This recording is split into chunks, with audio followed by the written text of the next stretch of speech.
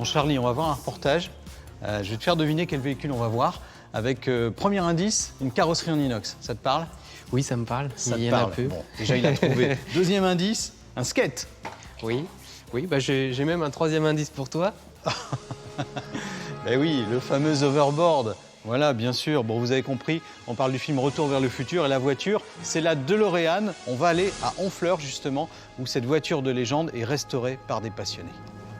Et moi, je pars en skate.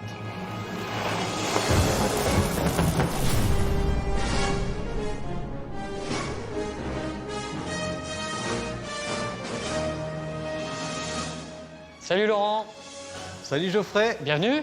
Merci. Jean-Pascal. Salut Laurent. Bon, je suis ravi que vous m'accueilliez ici. C'est un atelier que vous avez créé tous les deux et qui est un petit peu devenu l'atelier spécialisé de la DeLorean. Ouais, c'est ça, c'est un peu le temple de la DeLorean, on va dire, en Normandie en tout cas, même en France. Ici, tu peux venir avec, entre guillemets, une sortie de grange et repartir avec une voiture restaurée. Vous allez nous montrer tout ça dans les détails, comment est faite une DeLorean, parce que c'est très particulier. Mais avant, moi, j'ai quand même envie d'aller sur la route. On peut y aller. Eh ben, on y va. Je te suis. Bah, allez, c'est parti.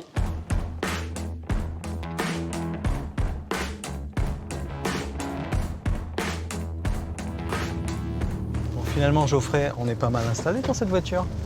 On est même très bien en fait, t'as vu, la position est quand même assez agréable. On est un peu allongé, Ouais, on est un peu Mais, dans un canapé. les coudes ils sont posés. Petit levier de vitesse, Ouais, très court. c'est ça. Ça fait un peu sport, ça, du coup.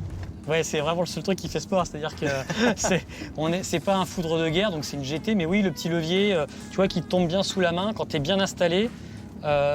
Honnêtement, moi perso, je m'arrête vraiment que pour remettre du carburant. Je ressens pas de fatigue au volant en fait de cette voiture. Et petit détail appréciable, on a la clim. Ça quand même.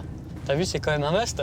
C'est pas mal. Parce que là, il y a le soleil dehors. J'imagine que sans la clim, ça Ça- peut vite être. Puis t'as vu la taille Étouffant. des fenêtres. Enfin, les fenêtres, moi j'appelle ça des meurtrières. Mais est-ce que c'est facile à conduire?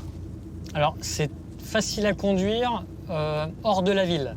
Il n'y a pas la direction assistée, c'est un petit peu physique, tu vois, l'embrayage, le frein, c'est un peu dur, donc il ne faut pas hésiter à y aller. Donc ça peut être un peu fatigant, mais après, quand tu fais de la route, ça se laisse, franchement, ça se conduit avec deux doigts. Hein. Vraiment, c'est Ouais, quand elle est lancée, t'es. exactement, ouais.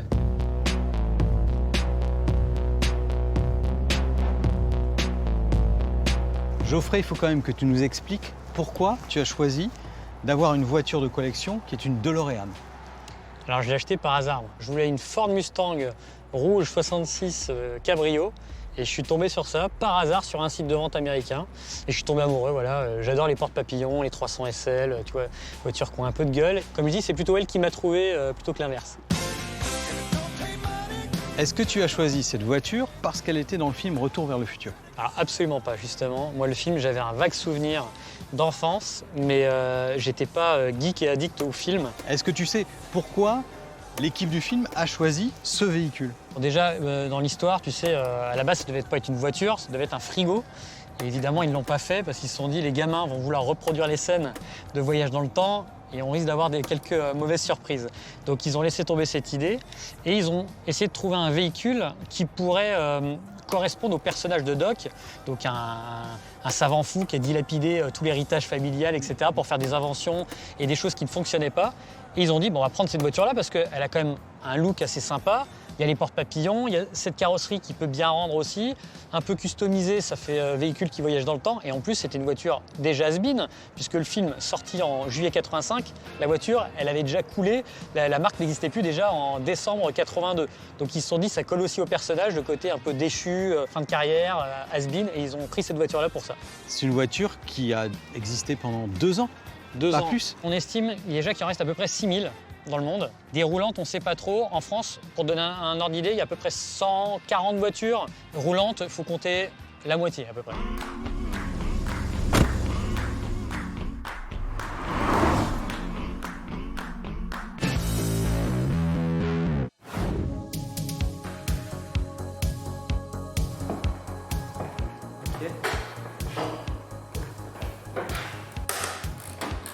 Retour à l'atelier, on va découvrir les secrets de la DeLorean avec Pascal.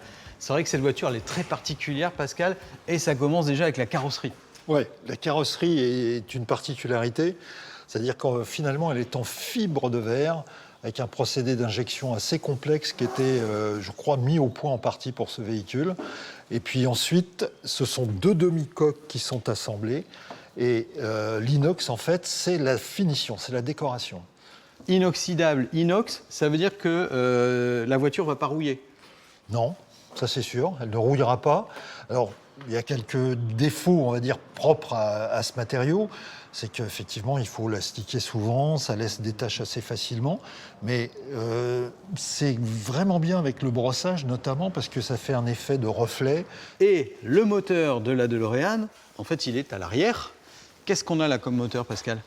Alors là, on a un PRV, c'est-à-dire un moteur qui a été conçu par 3 constructeurs européens, Peugeot, Renault et Volvo, et qui à l'origine était un V8 à 90 degrés.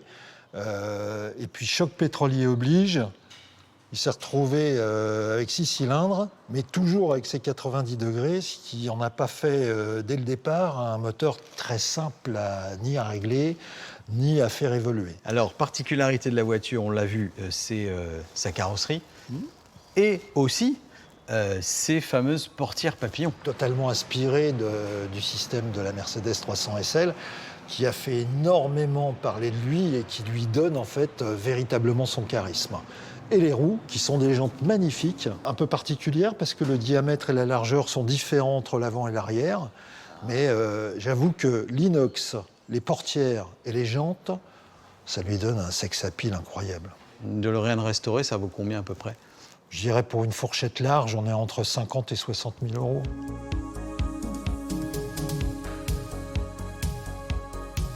Pascal Geoffrey, merci de nous avoir ouvert les portes de l'atelier, de nous avoir fait rêver avec la DeLorean. Vous avez vu, je ne vous ai pas fait la blague avec McFly et Doc. Je n'ai pas fait de comparaison hasardeuse. D'autres y avaient pensé avant. Merci pour l'accueil, puis longue vie à cet atelier à Honfleur, en Normandie. Merci beaucoup. Merci.